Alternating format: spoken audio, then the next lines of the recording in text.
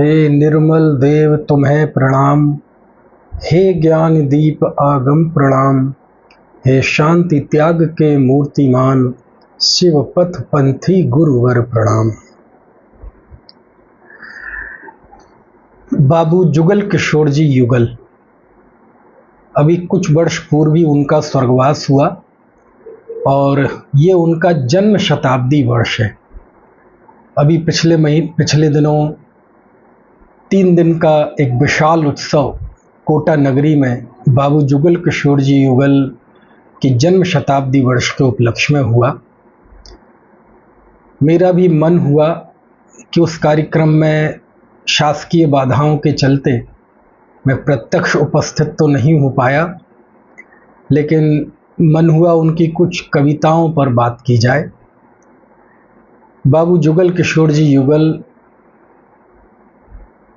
आम जैन समाज में वह जाने जाते हैं एक पूजन के कारण, केवल रवि किरणों से जिसका संपूर्ण प्रकाशित है अंतर। ये पूजन जो कि सारे विश्व में, यदि जैन मतावलंबी जैन समाज जब जिन पूजन करता है तो ये पूजन सबसे ज़्यादा पढ़ी जाती है, बहुत पसंद की जाती है। लाखों लोगों को तो ये मालूम भी नहीं होगा कि ये बाबू जुगल किशोर जी युगल अभी कुछ वर्षों पहले ही वो साक्षात जीवित थे। खैर, उनका चेहरा उनके नाम से ज़्यादा विख्यात उनकी वह रचना है। एक पूजन उनकी बहुत प्रसिद्ध हुई ही, उसके बाद उन्होंने सिद्ध पूजन भी लिखी जो उन्हें व्यक्तिगत तौर पर बहुत पसंद थी। लेकिन उनकी बहुत सारी रचनाएं ऐसी हैं, क्योंकि बाबूजी एक कवि हृदय थे, साहित्यकार थे, और जब कोई कवि हृदय हो, साहित्यकार हो, और जब उसके हृदय से कोई वैराग, तत्व, भक्ति, अध्यात्म निकलता है तो वो मन को छूने वाला है। उनकी एक कविता है जिसका नाम है ओ चिन्मय। अभी पिछले समय बहुत सारे पंचकल्याणक हुए, शिविर हुए, उनमें व्याख्यान के दौरान मैंने इस कविता का थोड़ा सा जिक्र किया। मुझे तो व्यक्तिगत तौर पर बहुत अच्छी लगती ही है, लेकिन सबको बहुत पसंद आई। तो आज थोड़ी सी बात इस कविता पर हम करेंगे। 2002 में बाबू युगल जी की कविताओं का एक संकलन प्रकाशित हुआ था कोटा से, जिसका संपादन पंडित देवेंद्र कुमार जी जैन बिजोलिया वालों ने किया था। उसमें उनकी बहुत सारी कविताएं संकलित हैं। तो उसमें पहले नंबर पर ये कविता संकलित है। मंगलाचरण के बाद पहली कविता ये है ओ चिन्मय। ये कविता बहुत आध्यात्मिक, वैराग्यप्रद और तत्व प्रेरक है। यद्यपि बहुत पहले ये कविता लिखी गई थी, लेकिन अभी कुछ समय पहले पंडित प्रदीप झांझरी जी की पुत्र वधू हैं निकिता झांझरी, उनके स्वरों में ये YouTube पर आई और उस जरिए मुझे भी इसको सुनने मिला, इसको समझने का अवसर मिला। और जब से सुनी है, पिछले कई महीनों से मेरे मन से ये कविता निकलती नहीं है, क्योंकि बाबूजी का जो व्यक्तित्व था वो खुशामद में विश्वास नहीं रखते थे, अनावश्यक प्रशंसा में विश्वास नहीं रखते थे, बहुत ज़्यादा औपचारिकताओं में विश्वास नहीं रखते थे। साफ बात कहना, सटीक बात कहना, सीधे कहना, निर्लिप्त भाव से कहना, और उस संबोधन में उनका कहीं मनोमालिन्य नहीं होता था। वो कारुण्य भाव से सारी बातें कहते थे। तो वो जो उनका व्यक्तित्व था, तो जब ये कविता पढ़ते हैं तो ऐसा लगता है सामने साक्षात बाबूजी हैं और वो बहुत करुणा भरे शब्दों में हमें कुछ समझा रहे हैं। क्योंकि हमने संसार से बहुत सारी उम्मीदें पाल रखी हैं, 24 घंटे हमारे उसके लिए प्रयत्न होते हैं, उसी के लिए हम सोचते हैं, उसी के लिए योजनाएं बनाते हैं, उसी की चर्चा करते हैं, उसी की दूसरों से सलाह लेते हैं, सलाह देते हैं। और जब हम सांसारिक सफलताओं के लिए, दुनिया के कार्यों के लिए जब हम आत्महित से दूर हो जाते हैं और हमें अपनी बजाय बाहर में सुख दिखने लगता है और सारी दुनिया को ही हम उम्मीद की निगाह से देखते हैं, तो ऐसी स्थिति में बाबूजी बहुत करुणा से मानो ये कविता लिख रहे हो। तो बहुत अच्छी कविता है। आइए, इसमें 10 बंद हैं, तो प्रारंभ करते हैं। थोड़ा सरल अर्थ बताते हुए इस कविता को पढ़ते हैं। कविता का नाम है ओ चिन्मय। विस्मय होता रे तेरे उन विश्वासों पर, जिनकी कोई धरती कोई गगन नहीं है। ओ चिन्मय, ओ चिन्मय, ओ चिन्मय, ओ चिन्मय। ये चिन्मय को संबोधित है। यद्यपि बाबूजी के पुत्र का नाम भी चिन्मय है, आज हैं वो, उनसे हमारी बातचीत होती रहती है, लेकिन ये केवल उनके लिए संबोधन नहीं है। चिन्मय मतलब चैतन्यमय। हम सब जीव हैं, प्रत्येक जीव चिन्मय है। तो ये, और हम तो उनके वैसे ही सब पुत्र की तरह हैं, तो मेरे लिए भी संबोधन है, उनके पुत्र चिन्मय के लिए भी संबोधन है। जो जो इस कविता में जुड़े हुए भावों, कविता में अभिव्यक्त भावों को यहाँ अनुभव कर सकें, वो सब चिन्मय हैं, वो सब उनके पुत्र जैसे ही हैं। तो ये सब के लिए संबोधन है। क्या कहा है इसमें? विस्मय का अर्थ होता है आश्चर्य।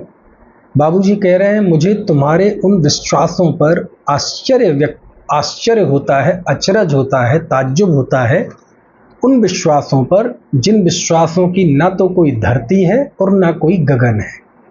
ये धरती और गगन ये लाक्षणिक भाषा है। धरती मतलब जो सबको धारण करे, यानी जो सबका आधार हो, और आकाश द्रव्य सबको रहने के लिए स्थान देता है। लेकिन आकाश उसको स्थान देता है जो दुनिया में हो, जिसका एग्जिस्टेंस हो, जिसकी सत्ता हो, और आधार उसका होता है जिसकी सत्ता होती है।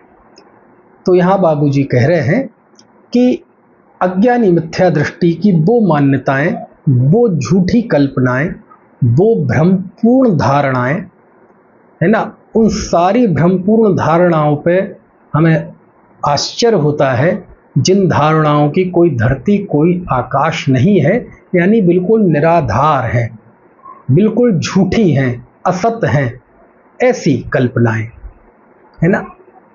अब ये समझ लीजिए, हमें लगता है कि एक बेरोजगार व्यक्ति है, और बेरोजगार व्यक्ति को लगता है कि यदि मुझे रोजगार मिल जाएगा, अच्छी नौकरी मिल जाएगी, तो मैं बहुत सुखी हो जाऊंगा। तब बाबूजी लिखते हैं, विस्मय होता रे तेरे उन विश्वासों पर, जिनकी कोई धरती कोई गगन नहीं है ना। अब मान लीजिए किसी को रोजगार मिल जाता है, तो रोजगार मिलने के बाद उस जीव को ये लगता है कि, है ना, अब रोजगार हो गया तो अच्छी शादी हो जाए, शादी हो जाती है तो अच्छा लगता है कि एक घर हो जाए, यानी एक समस्या का समाधान होता हुआ नजर आता है, तो कई नई समस्याएं पैदा हो जाती हैं। फिर जब शादी हो जाती है तो लगता है बच्चे हो जाएं, फिर बच्चे अच्छे से स्थापित हो जाएं, सेटल हो जाएं। कई बार जब नौकरी से, व्यापार से व्यक्ति बहुत परेशान हो जाता है, तो उसे लगता है कि यार 10-20 करोड़ रुपए होते तो आराम से बैंक में रखते और उसके ब्याज से जीवन चलाते और खूब धर्माधना करते, स्वाध्याय करते। तो ये जो हमारी झूठी कल्पनाएं हैं कि मैं ऐसा करूँगा तो मैं सुखी हो जाऊँगा, ऐसा करूँगा तो मैं निराकुल हो जाऊँगा, और जब ऐसी ऐसी मान्यताएं हमारे सामने उपस्थित होती हैं, तब वो लिखते हैं, विस्मय होता रे तेरे उन विश्वासों पर, जिनकी कोई धरती कोई गगन नहीं है। कि तुम्हारी ये मान्यताएं, संसार की सफलताओं में सुखी हो जाऊंगा मैं, ये मान्यता है ना, संसार की सफलताओं में ऐसा लगे रहना कि मानो यही जीवन है, ये सब मिथ्या दृष्टि की झूठी कल्पनाएं हैं और यहाँ कवि उस पर आश्चर्य व्यक्त कर रहे हैं, है ना, कि जहाँ सुख है ही नहीं वहाँ सुख के बारे में सोचना, वहाँ सुख की उम्मीद रखना, इससे बड़ा झूठ, इससे बड़ा छल, इससे बड़ा अज्ञान और क्या हो सकता है ना। तो कहते अज्ञानी की इस मान्यताओं का कोई आधार ही नहीं है, बिल्कुल झूठी है ये मान्यताएं, है ना, है अद्भुत। अब और कैसी कैसी मान्यताएं हैं, है ना, तो पढ़ते हैं जरा, थोड़ा सा आपके पास हो तो खोल के रख लीजिएगा, है ना। मृग मरीच को रहे तुम्हारे प्राण समर्पित, जिसमें सलिल नहीं है ठहरे हो उस तट पर, मिट्टी में ही रहा अहम जिसका कल्पों से, रत्न राशि उसको कैसे देगा रत्नाकर, छलनाओं से छला गया हो बुद्धि कोश जो, उसको पैदा करके वसुधा बांझ रही है, ओ चिन्मय, ओ चिन्मय। देखो क्या लिखा है इसमें, मृग मरीच को रहे तुम्हारे प्राण समर्पित। मृग मरीच, ये मृग मरीच क्या होता है, मृग यानी होता है हिरण। तो गर्मी के दिनों में हिरण को प्यास लगती है जंगल में, अब पानी तो कहीं आसपास है नहीं, तो दूर उसे रेत चमकती हुई दिखाई देती है। आजकल भी आप देखेंगे जो तारकोल की सड़कें हैं बड़ी बड़ी चौड़ी चौड़ी, उनका जो तारकोल है हल्का सा पिघल जाता है, हल्का सा मुलायम पड़ जाता है। तो आप यदि कार से जा रहे हों और धूप हो तेज, तो आपको लगेगा जैसे आगे वो सड़क गीली है, जबकि गीली नहीं होती है, वो केवल चमक होती है।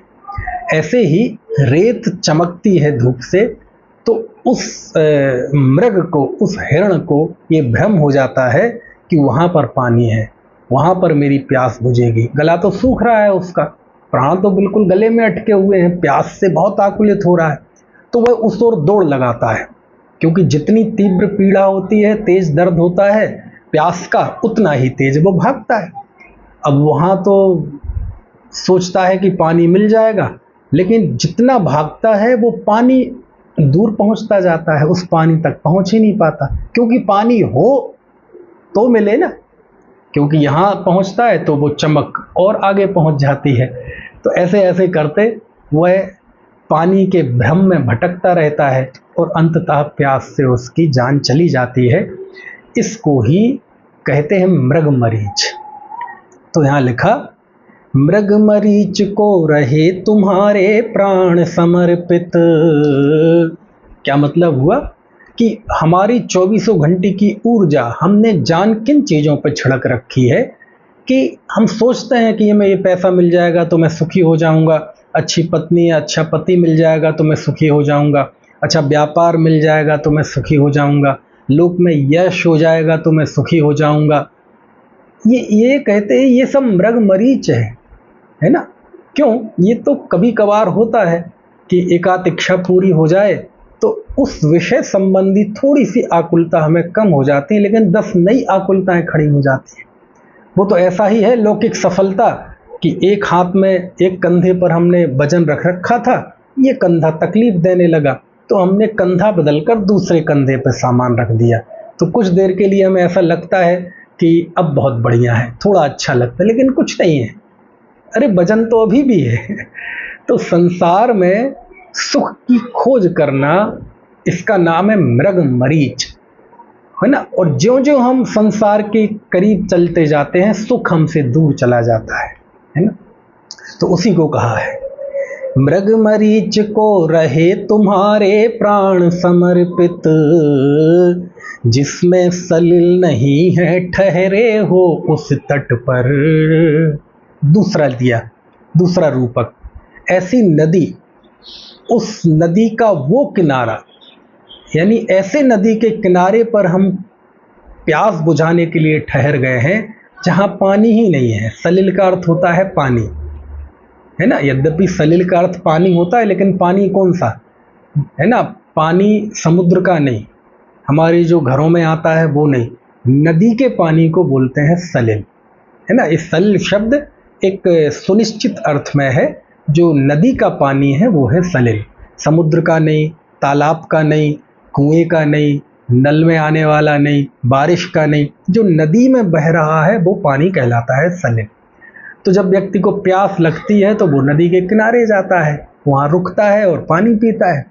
लेकिन कहते तुम तो ऐसे नदी के तट पर ठहरे हो जो नदी सूखी है, जिसमें पानी है ही नहीं, सलिल है ही नहीं, है ना। यानी शरीर और शरीर से संबंधित बाह्य पदार्थों में सुख के बारे में सोचना, उनसे सुख प्राप्त करने की उम्मीद करना, वो ऐसे ही है कि हम सूखी नदी के किनारे खड़े हुए हैं, क्योंकि आत्मा के अलावा कहीं बाहर में सुख है ही नहीं। सुख का आभास तो हो सकता है, सुख का भ्रम तो हो सकता है, कुछ देर के लिए हमें कुछ अच्छा लग सकता है, लेकिन वो सब भ्रम है, सब माया जाल है ना। कितना बढ़िया लिखा। मृग मरीच को रहे तुम्हारे प्राण समर्पित, जिसमें सलिल नहीं है ठहरे हो उस तट पर। मिट्टी में ही रहा अहम जिसका कल्पों से, मिट्टी में ही रहा, यहाँ मिट्टी मतलब ये सिंबॉलिक भाषा है, प्रतीकात्मक भाषा है। मिट्टी मतलब जड़, मैं चेतन पदार्थ और चेतन के अलावा जितनी ये बाह्य वस्तुएं हैं ये जड़ हैं, है ना। तो इन जड़ को ही यहाँ मिट्टी शब्द से कहा है कि मिट्टी में ही रहा अहम। अहम मतलब ये मैं हूं, ऐसा अपनत्व, है ना। किस में रहा? मिट्टी में। मिट्टी में मतलब शरीर में, शरीर से संबंधित, है ना, संयोगों में, इनमें ही अहम रहा कि ये ही मैं हूं और ये ही मेरे हैं। और ये कब से चला सिलसिला? कल्पों से। यद्यपि तकनीकी दृष्टि से 20 कोड़ा कोड़ी सागरूपम का एक कल्प होता है, लेकिन कल्प नहीं लिखा, कल्पों मतलब युगों युगों से। और यदि सैद्धांतिक दृष्टि से कहा जाए तो अनादिकाल से, क्योंकि तत्वार्थ सूत्र में सूत्र है अनादि संबंधे च। ये तेजस कारमाण शरीर का संबंध जीव के साथ अनादि से है, अनादि से संबंध था, लेकिन इस संबंध को वह जीव पारमार्थिक संबंध मान बैठा, संयोग संबंध को तादात्म्य संबंध मान के बैठा, और इस शरीर को ही ये मान लिया कि यही मैं हूं। जिस अवस्था को धारण किया, मनुष्य देह को धारण किया तो मैं मनुष्य हूं, पशु देह को धारण किया तो मैं पशु हूं, नारकी देह को धारण किया तो मैं नारकी हूं। इसका नाम है मिट्टी में ही रहा अहम जिसका कल्पों से। और जब ऐसी स्थिति होगी, रत्न राशि उसको कैसे देगा रत्नाकर। रत्नाकर यानी होता है समुद्र, सागर, दरिया।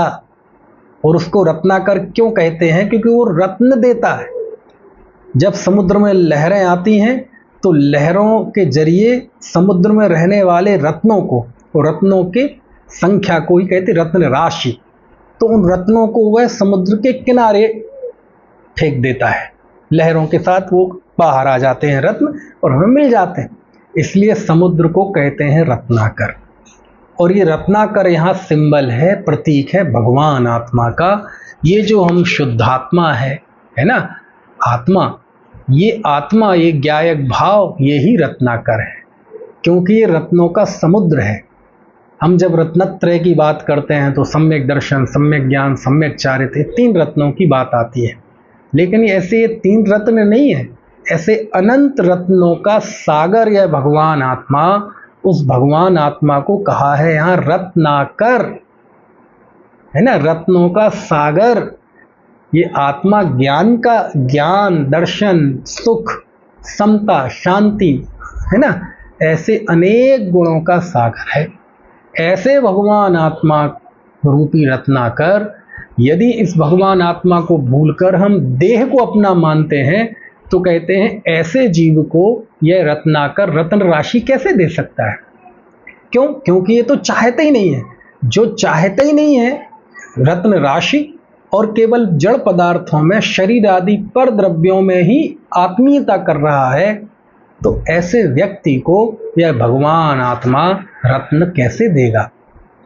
ऐसे भगवान आत्मा ऐसे जीव की परिणति में कैसे प्रकट होगा, कैसे उस जीव को सुख मिलेगा, इसका नाम है रत्न राशि उसको कैसे देगा रत्नाकर, है ना। लाक्षणिक भाषा है, यानी सीधी सी बात यह है कि जो जीव देह में अपनापन कर रहा है उस जीव की परिणति में भगवान आत्मा जनित आत्मीय सुख की प्राप्ति नहीं हो सकती। वो दुखी रहेगा, आकुलित रहेगा, है ना, हमेशा संताप में रहेगा और हर बार रोएगा, जिएगा, मरेगा। इसकी आकुलता का कोई पार नहीं है, क्योंकि जहाँ निराकुलता है ऐसे अपने आत्मस्वरूप को जाना नहीं, है ना। ठीक है, फिर छलनाओं से छला गया हो बुद्धि कोश जो, उसको पैदा करके वसुधा बांझ रही है। छल्लाओं से छला गया, छल्लाओं से मतलब भ्रमपूर्ण धारणाएं। ये जो हमारे मोह के भाव हैं, भ्रमपूर्ण धारणाएं हैं, है ना, इन्हीं का नाम है छल्ला। और इनका आलंबन कौन बनता है? तो हमारे जो 5 इंद्रिय के विषय हैं, स्पर्शन इंद्रिय, रसना इंद्रिय, घ्राण इंद्रिय, चक्षु इंद्रिय, कर्ण इंद्रिय, ये 5 इंद्रियों के विषय ये उन हमारी विषयाभिलाषा के बाहर में आलंबन बनते हैं। तो हम तो इन्हीं से छले जा रहे हैं।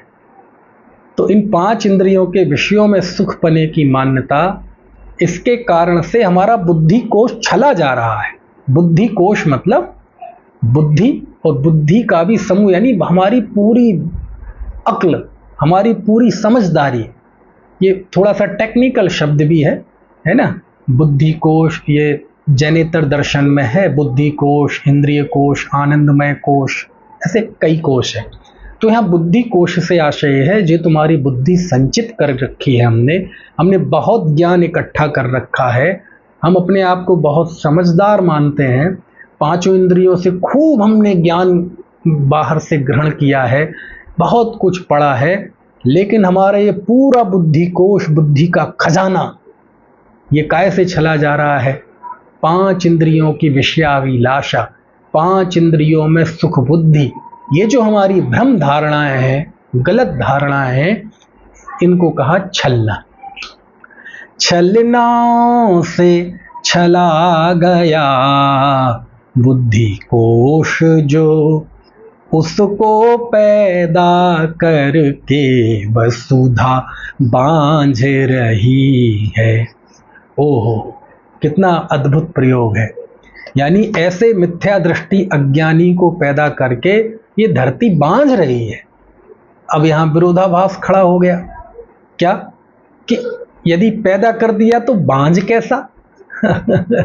तो ये एक तरह से विरोधाभास द्वारा एक तंज किया है कि जैसे कोई बच्चा कपूत निकल जाए तो उसकी माँ नहीं कहती कि इससे अच्छा तो मैं बांझ रहती, इसके तो होते हुए भी मैं बांझ ही हूँ, ये पैदा होते ही मर ही क्यों ना गया। तो जब हम बहुत ज़्यादा असंतुष्ट होते हैं तो ऐसे अप्राकृतिक वचन बोले जाते हैं, और वो बोलने में अप्राकृतिक लगते हैं लेकिन अपनी भावों को व्यक्त करने में पूरे समर्थ होते हैं। ऐसे ही वसुधा यानी ये धरती ऐसे मिथ्या दृष्टि जीव को पैदा करके बांझ ही रही है ना। क्यों?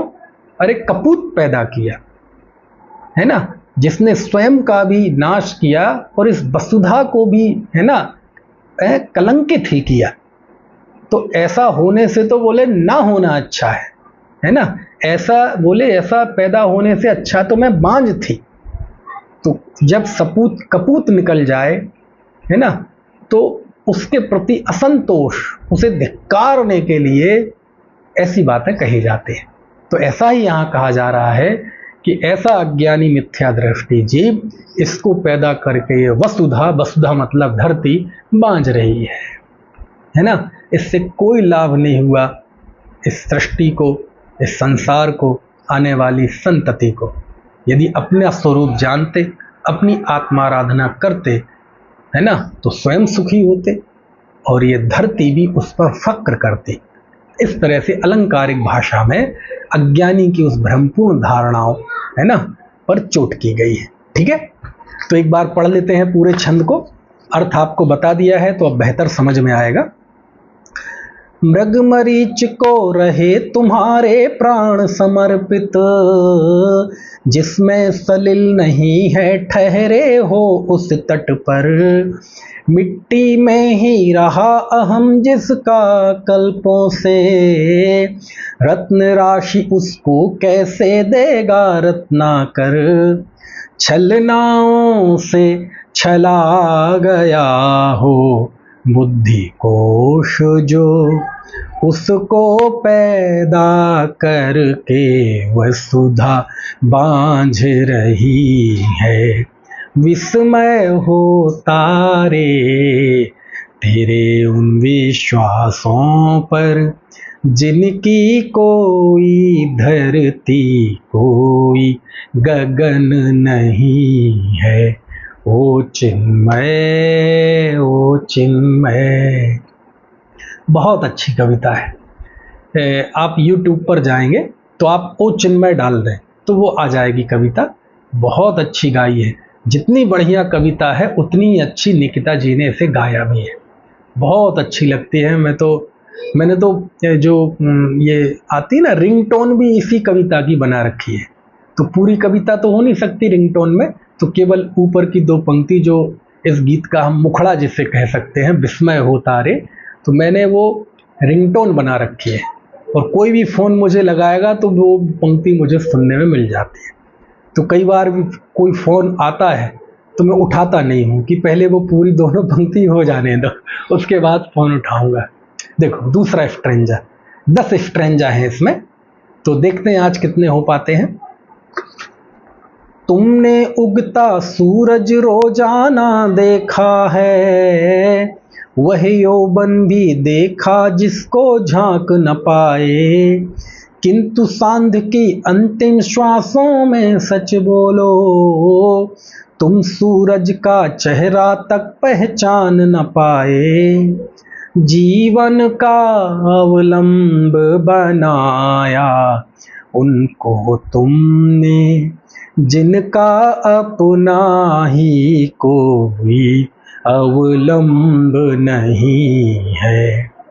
देखो क्या अर्थ है इसका। कई अर्थ इसमें से समझ में आते हैं। एक अर्थ ये भी समझ में आता है कि यहाँ उत्पाद व ध्रुव यानी उत्पन्न होने वाली, कुछ समय रह के नष्ट हो जाने वाले उन पदार्थों की बात है। देखो क्या लिखते हैं। तुमने उगता सूरज रोजाना देखा है। उगता हुआ सूरज यानी आप इसे कह सकते उत्पाद है ना, वस्तुओं का सृजन। तो उगता हुआ सूरज हमने प्रतिदिन देखा है, और वह यौवन भी देखा जिसको झांक ना पाए। वह यौवन भी देखा है ना। तो यहाँ उगता सूरज आप समझ लीजिए जन्म, है ना, यानी हमने बचपन भी देखा और यौवन भी देखा, लेकिन उस यौवन को झांक नहीं पाए, है ना। और किंतु सांध की अंतिम श्वासों में सच बोलो, तुम सूरज का चेहरा तक पहचान ना पाए।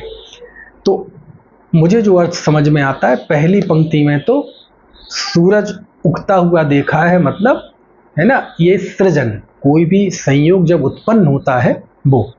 और दूसरा जो सूरज का अर्थ है, सूरज मतलब वहाँ ज्ञान सूर्य भगवान आत्मा, है ना, कि तुमने उगता हुआ सूरज देखा है मतलब सृजन को भी देखा है। सूरज के यौवन को भी देखा है। यौवन मतलब जब दोपहर में सूरज ऊपर होता है तो हम उसका प्रकाश तो दिखता है लेकिन हम उसे देख नहीं पाते ऐसे सीधी आंखों से, है ना। लेकिन क्या सांध की अंतिम श्वासों में, है ना, संध्या की जो अंतिम श्वासें होती हैं पूरे दिन की, है ना, तो एक तरह से आप समझ लीजिए उगता हुआ सूरज यानी जन्म, और मध्याह्न मतलब यौवन, और सांध मतलब बुढ़ापा, है ना। यानी हमारे ये जीवन के 3 बड़े चरण हैं, बाल्यावस्था, यौवन अवस्था और बुजुर्ग अवस्था। तो कहते हैं हमने सब कुछ देखा है। इसी के सिंबल में यहाँ सूरज को और सूरज के यौवन को और सांझ समय मतलब शाम को उपस्थित किया है। लेकिन इतना होते हुए भी ये सुबह से लेकर रात्रि तक का जो जीवन है, सुबह से लेकर रात्रि तक हम सुख के प्रयास में चलते रहते हैं। जन्म से लेकर मृत्यु तक सुख की कोशिशों में भागते रहते हैं, भागते रहते हैं, एक पल के लिए भी हम रुकते नहीं, और सुख है कि एक पल कभी मिलता नहीं। सुख के लिए सारी कोशिशें हैं 24 घंटे, सप्ताह में 7 दिन, महीनों में 30 दिन, पूरा जीवन, लेकिन कमाल कि उस सुख का हम चेहरा तक नहीं देख पाए, उस चेहरे की सुख की कणी का भी हमें नहीं मिली, वो यहाँ कहते हैं, है ना। क्यों नहीं मिली? जीवन का अवलंब बनाया, आह, जीवन का अवलंब बनाया उनको तुमने, ऐसी वस्तुओं को आलंबन बनाया, यानी मैंने ऐसी वस्तुओं को अपना माना, उनमें सुख के लिए हमने प्रयत्न किया, जिनका अपना ही कोई अवलंब नहीं है, जिन वस्तुओं का स्वयं कोई अवलंबन नहीं था, है ना। हम डूबते हुए जहाज में बैठे, जो जहाज डूबने वाला था, डूबना तय था, हम उस डूबते हुए जहाज में बैठे, है ना। है, इसका नाम है उन चीजों को अवलंबन बनाया जिनका स्वयं कोई अवलंबन नहीं था, जिनका स्वयं कोई लंबे समय तक स्थायित्व नहीं था। जग में जिसको निज कहता मैं, वह छोड़ मुझे चल देता है, मैं आकुल व्याकुल हो लेता, व्याकुल का फल व्याकुलता है। तो फिर सच्चाई क्या है? मैं शांत निराकुल चेतन हूँ, है मुक्ति रमा सहचर मेरी, यह मोह तड़क कर टूट पड़े, प्रभु सार्थक पर पूजा तेरी। है, अद्भुत है। यानी हमने ऐसी वस्तुओं को आलंबन बनाया, जब बचपन था तो मैंने माना कि मैं बच्चा हूँ, तो बचपना तो चला गया, युवा आया, युवावस्था आई, तो हमने माना कि मैं जवान हूँ, जवानी तो चली गई, है ना। बाल चले गए, बाल सफ़ेद, है ना, बाल सफ़ेद हो गए, गिर गए, स्वास्थ्य गिर गया, है ना। जो संयोग थे, माता चले गई, पिताजी चले गए, दादाजी चली गई। कहने का आशय ये है कि हमने हमेशा उन चीज़ों को आलंबन बनाया, उन चीज़ों को आलंबन बनाया जिनका स्वयं कोई आलंबन नहीं है, वो भी निरालंब है। समझ में आया? यहाँ निरालंब से मतलब क्षणिक वस्तुएं, अनित्य वस्तुओं को आलंबन बनाया। ये पूरी समझ लो 12 भावना में अनित्य अशरण भावना चल रही है, एक तरह से है। उसमें भी तो यही है ना, राजा राणा छत्रपति, हाथ इनके असवार, मरना सबको एक दिन अपनी अपनी बार, है ना। कितना बढ़िया। जीवन का अवलंब बनाया उनको तुमने, जिनका अपना ही कोई अवलंब नहीं है, विस्मय होता रे तेरे उन विश्वासों पर, जिनकी कोई धरती कोई गगन नहीं है। ओ चिन्मय, ओ चिन्मय। ऐसा लगता है कि हम अपनी अपनी जिंदगी की सब अपनी अपनी प्लानिंग लेके गए बाबूजी के पास, कोई अपनी जिंदगी की, कोई अपनी संस्था की, कोई अपने महाविद्यालय की, कोई अपने घर की, और बाबूजी ने एक थप्पड़ दिया जोर से। ये सिंबल की भाषा है, ऐसा थप्पड़ अप्पड़ नहीं। ये हमें आश्चर्य होता है। कोई कहता है कि साहब मैं जिनवाणी को घर घर में पहुंचा दूंगा, बाबूजी कहते अरे रे, आश्चर्य होता है, जो काम आदिनाथ नहीं कर पाए, महावीर नहीं कर पाए, है ओ चिन्मय, है। कोई कहता है मैं गांव गांव में मंदिर बनवा दूंगा, गांव गांव में, है ना, स्वाध्याय सभा चलवा दूंगा, गांव गांव में लोग धर्म करेंगे। विस्मय होता रे। बोले जो काम तीर्थंकर नहीं कर पाए, अरे 6 महीने 8 समय में 608 ही जाते हैं ना, कम ना ज्यादा, है ना। तो मैं दुनिया को सुखी कर दूंगा, दुनिया में मंगल ला दूंगा, ऐसा कोई यदि सोचता है ना, ये अच्छे भाव जिनके लिए लोग प्रशंसा करते हैं, आपको सम्मान पत्र मिलेंगे, उन पर भी बाबूजी आश्चर्य प्रकट करते हैं। और जो अशुभ मान्यताएं हैं, अशुभ भाव हैं, पंचेंद्रिय की विषयाभिलाषा, उस पर भी आश्चर्य प्रकट करते हैं कि दोनों ही आत्मिक सुख से, अपने स्वभाव से सुख से दूर है। चाहे व्यक्ति पंचेंद्रिय के विषयों से उम्मीद करे, उन पे योजनाएं बनाए, और चाहे इनकी योजनाएं बनाए, है ना। तो आप समझ सकते हैं कि कोई भी बाबूजी के पास जाए और अपनी योजनाएं रखता है तो मानो बाबूजी ने एक चांटा रसीद दिया। विस्मय होता रे समझ में आया है।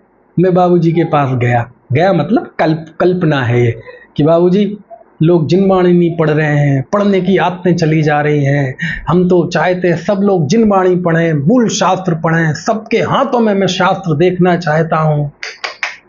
विस्मय होता रे तेरे उन विश्वासों, अरे निराधार है, इन मान्यताओं का कोई आधार ही नहीं है, ये एग्जिस्टेंस ही नहीं है इसका संसार में, है ना। ये क्षणिक भ्रमपूर्ण धारणाएं हैं। हम सोचते हैं ये रुपए पैसा बुजुर्ग अवस्था में काम में आएगा, ये बच्चे बुढ़ापे में सेवा करेंगे, सब भ्रमपूर्ण धारणाएं हैं। एक बार पढ़ लेते हैं दूसरे छंद को। तुमने उगता सूरज रोजाना देखा है, वह यौवन भी देखा जिसको झांक न पाए, किंतु सांध्य की अंतिम श्वासों में सच बोलो, तुम सूरज का चेहरा तक पहचान न पाए।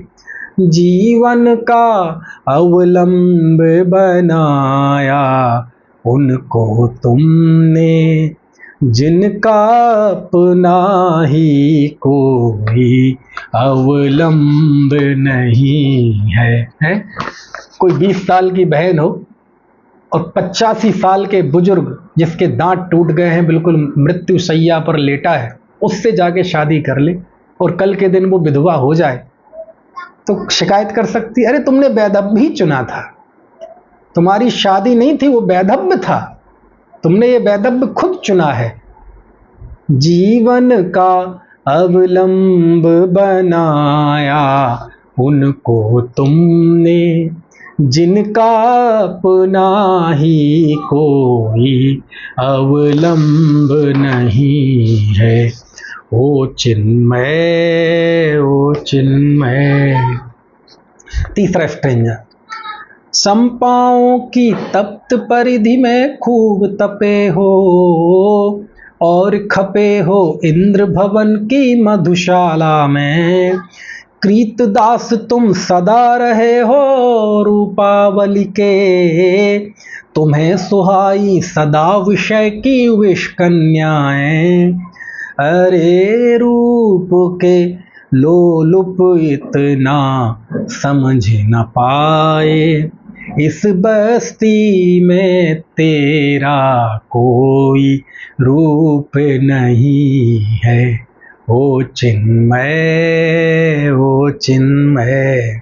देखो, संपाओं, संपा यानी होता है बिजली, है ना, है उसमें, है ना, सिद्ध पूजन की जयपाला में, टूटी संपा मेरे शीश, यानी मेरे शीश, मेरे सिर पर बिजली टूट पड़ी। बिजली टूट पड़ी मतलब नरकों का वर्णन है वहां, तो नरकों में, यहां भी नरकों का वर्णन है। देखो, संपाओं की तप्त परिधि में खूब तपे हो, है ना। संपाओं मतलब बिजली की तप्त परिधि, तप्त मतलब गर्म, परिधि मतलब एक जो आभा मंडल गोल आकार बन जाता है किसी चीज का, तो उसे कहते परिधि, है ना। तो एक तरह से यहाँ नरक का वर्णन है, यहाँ नरक की ओर संकेत कर रहे हैं कि संपाओं की तप्त परिधि में खूब तपे हो, है ना, यानी बिजली की गर्म परिधि में, यानी नरकों में तुमने खूब दुख को सहन किया है, खूब दुखों को भोगा है ना। और इसके उलट, और खपे हो इंद्र भवन की मधुशाला में, और खपे हो, ऊपर लिखा तपे हो और यहाँ लिखा खपे हो इंद्र भवन। इंद्र भवन मतलब ये वैमानिक जो देव हैं उन्हीं को कह रहे हैं इंद्र भवन, ठीक है ना, क्योंकि 4 प्रकार के देव होते हैं ना, भवनवासी, व्यंतर, ज्योतिषी और वैमानिक। तो इंद्र तो वैमानिकों में भी होते हैं, इंद्र ज्योतिषियों में भी होते हैं, इंद्र भवनवासी और व्यंतरों में भी होते हैं। भवनवासियों में इंद्र भी होते हैं, भवन भी होते हैं, लेकिन यहाँ इंद्र भवन से मतलब है वैमानिक देव, है ना, क्योंकि नरक दिखाया जा रहा है तो स्वर्ग में भी, है ना, जो उत्कृष्ट बता दिया जाए, है ना। मधुशाला, लोक में तो मधुशाला का अर्थ होता है शराब की दुकान, लेकिन यहाँ मधुशाला ये सिंबल है वैमानिक देव का, ठीक है, या देवगति मात्र का ले सकते हैं, कोई दिक्कत नहीं है, क्योंकि इस तरह के भूख प्यास सर्दी गर्मी के जो कष्ट हैं वो चारों ही निकाय के देवों के नहीं होते, है ना। तो भैया कह रहे हैं यहाँ कि पाप के फल से होने वाला जो नरक है, तो वहाँ शंपाओं की तप्त परिधि में खूब तपे हो, यानी खूब नरकों में दुखी भी हुए हो और स्वर्गों में खूब सुखी भी हुए हो। सुखी हुए हो मतलब खूब वहाँ रहे हो, वहाँ के भी सुख दुनिया जो कहती है उन सुखों को भी खूब भोगा है ना। लेकिन हुआ क्या, कृतदास तुम सदा रहे हो रूपावली के, ओहो, तुम तो सदा ही कृतदास, कृत मतलब खरीदा हुआ, और दास मतलब, दास को क्या कहेंगे, दास है ना, गुलाम, खरीदा हुआ गुलाम। तुम तो हमेशा खरीदे हुए गुलाम रहे हो। किसकी गुलामी की, रूपावली। रूपावली मतलब ये पुद्गल रूपी होता है ना, तो शरीर रूपी है, पत्नी रूपी है, बच्चे रूपी है, दुकान मकान रूपी है, मोबाइल टैबलेट रूपी है। तो हमारा सारा समर्पण इन पुद्गलों के प्रति रहा, ये रूपवान पदार्थों के प्रति रहा, कभी अरूपी की तो ओर देखा ही नहीं। अरस मरूबम गंधम अब्बत्तम चेदणा गुण सद्दम जान अलिंग गहड़म जीव मणदिठ संठाड़। समझ में आया है। तो रूपावली, रूप आवली मतलब श्रृंखला, है ना, जैसे कहते हैं ना दीपावली, दीपों की श्रृंखला, ऐसी रूपावली। ये आत्मा, अरूपी आत्मा को छोड़कर ये शरीर आदि जितने भी सुंदर सुंदर वस्तुएं हैं, इन सब को कहते हैं रूपावली, और हम इनके खरीदे हुए दास थे, हैं। ये तीन लोक का नाथ भगवान आत्मा। आंखें कहती हैं कि जैसे वो पहले, अभी भी होते हैं कॉल सेंटर, या पहले रेलवे स्टेशन पर वो होते थे जहाँ सब लोग फ़ोन लगाते थे जब इंटरनेट वगैरह नहीं थे, तो कई कई फ़ोन रखे हुए हैं और एक आदमी सुन रहा है, यहाँ फ़ोन आया, यहाँ फ़ोन आया, दोनों कान में रिसीवर लगे हुए हैं, एक और फ़ोन आ गया तो उसे उल्टा रख दिया उसने उठा के। ऐसी एक ये आत्मा है, और 5 इंद्रियां और मन है, सब अपनी अपनी डिमांड करते हैं। आँख कहती है कि मुझे अच्छा देखने के लिए चाहिए, टीवी चालू करो, है। जुबान कहेगी कि मुझे अच्छा खाने के लिए चाहिए, आइसक्रीम चाहिए, रसगुल्ला चाहिए, गुलाब जामुन चाहिए, है। तुरंत यहाँ रसना इंद्री का फोन आएगा कि गर्मी बहुत है, एसी चालू करो, है ना, है।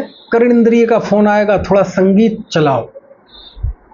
कहने का आशय यह है कि एक आत्मा है, एक उपयोग है, लेकिन इसको इन सब ने अपना दास बना रखा है। और वो भी कौन सा दास, खरीदा हुआ दास, गुलाम, जो कि कैद खाने में पड़ा रहता है सांकलों में, जब काम होता है तो उसको छोड़ते हैं, ठीक से भोजन भी नहीं देते हैं।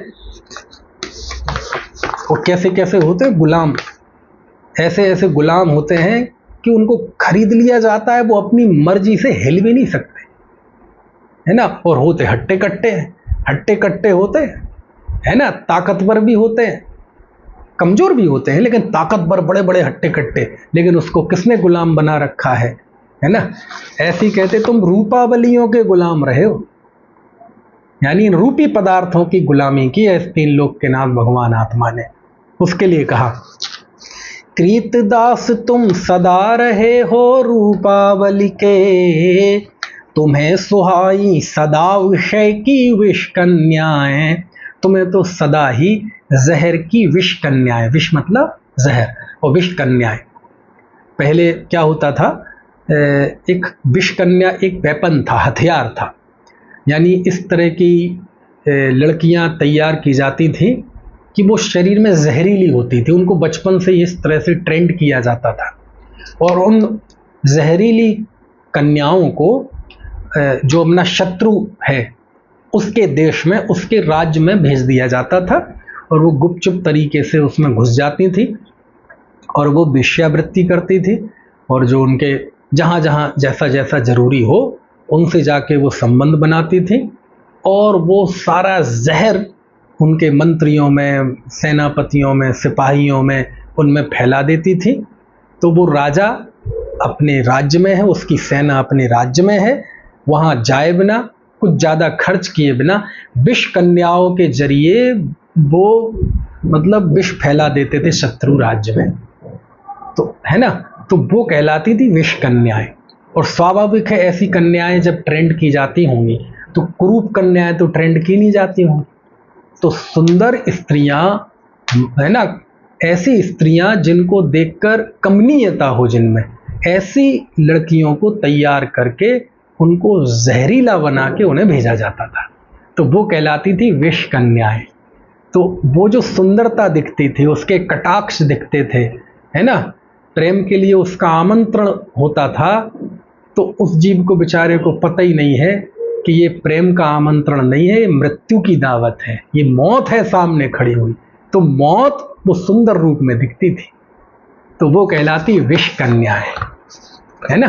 तो कहते पंचेंद्रिय के विषय कषाय भी विष कन्याएं हैं, ये हमें आकर्षित करते हैं, लेकिन इसमें भगवान आत्मा का तिरस्कार है, इसमें जीवन खत्म हो जाएगा और अंततः एक इंद्रिय में चले जाएंगे, निगोद में, जहां कोई पूछने वाला नहीं है, ऐसा लिखा।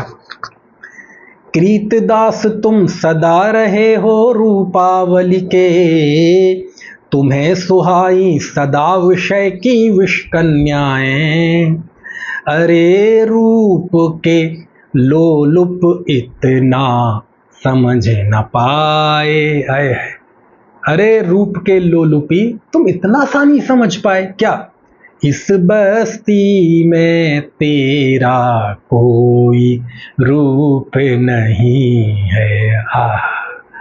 है इस रूपी बस्ती में, इन रूपावलियों में आत्मा का कोई रूप नहीं है। इस बस्ती में, इस पुद्गल की बस्ती में, है ना, चेतन आत्मा का कोई रूप नहीं है। छेढालाकार ने लिखा है ना, चेतन को है उपयोग रूप, बिन मूरत चिन मूरत अनूप। वाह।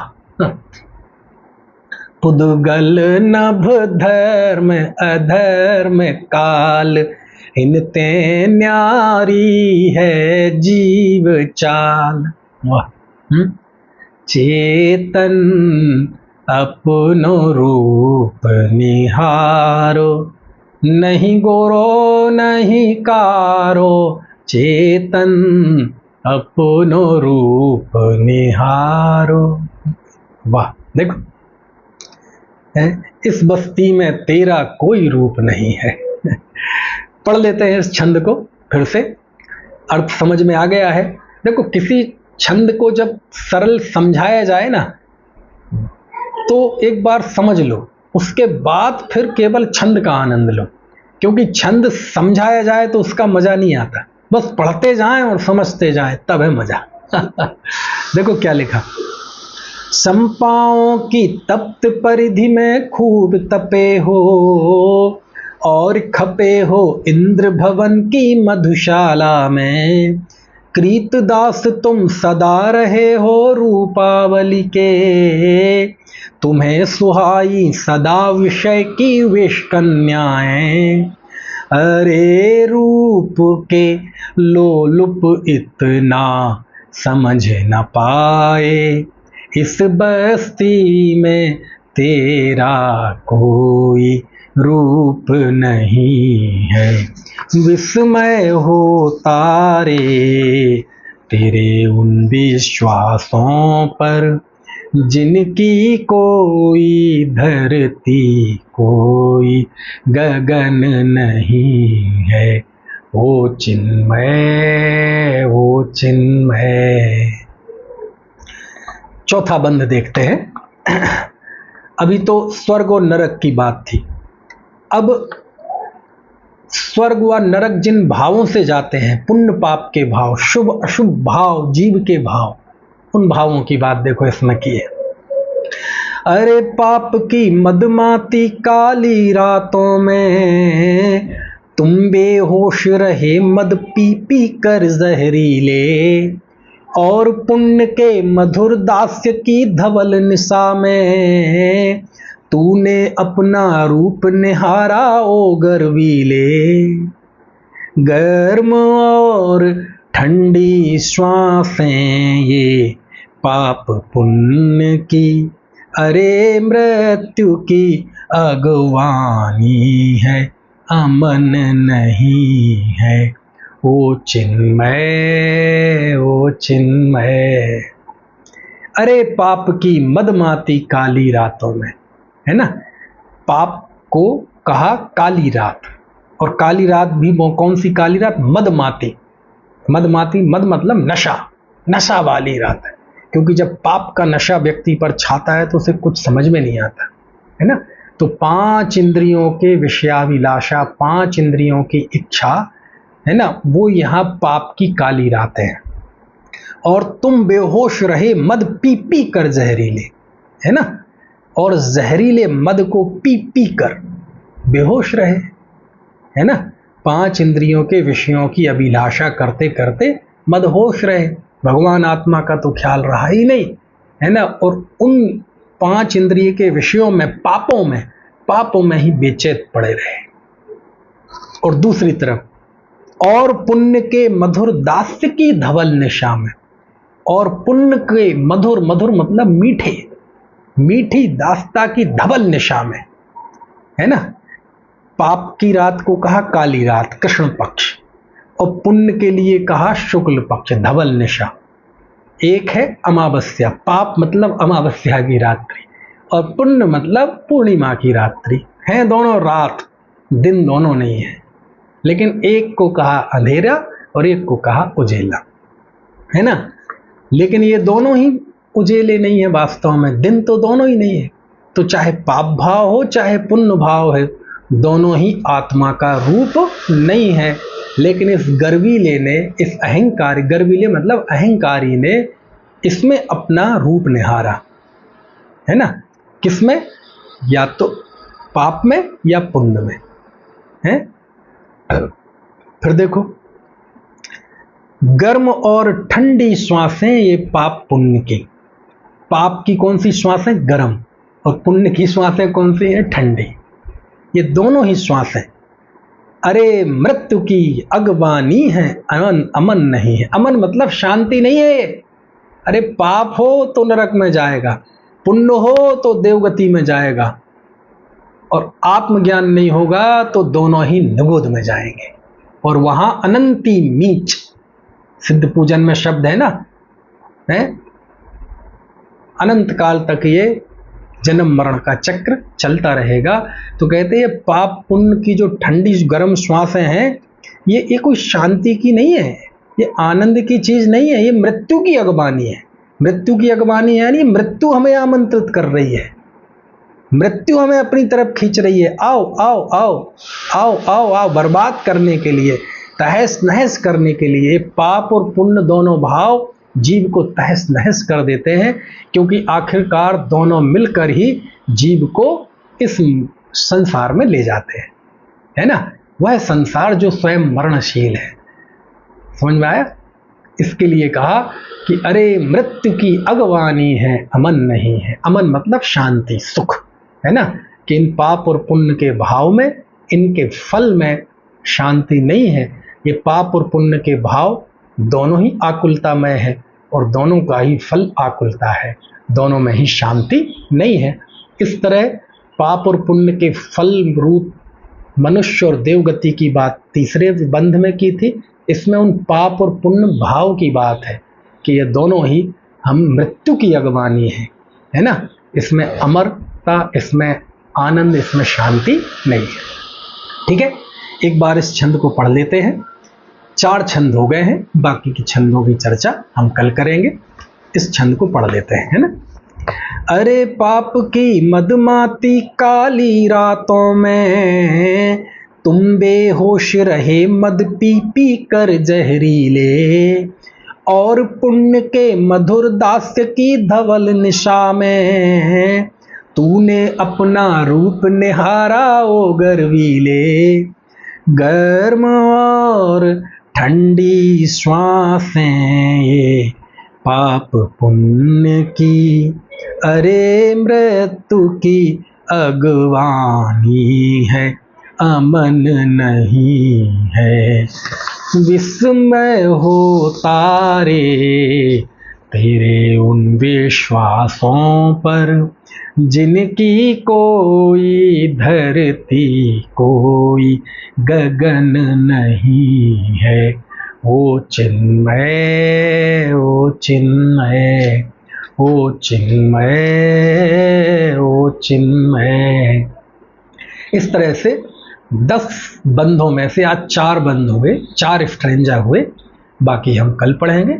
आप ये मत समझना कि इसमें केवल नेगेटिव है कि ये गलत है, ये गलत है, ये गलत है, ऐसा नहीं है।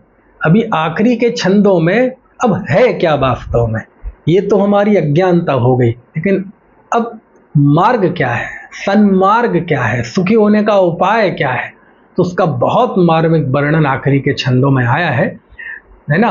तब वो कविता अपनी परिपूर्णता तक पहुंचेगी, तो उसके लिए आपको इंतजार करना पड़ेगा, है ना। तो हम अगली चर्चा में बाकी 6 स्ट्रेंजा को लेंगे।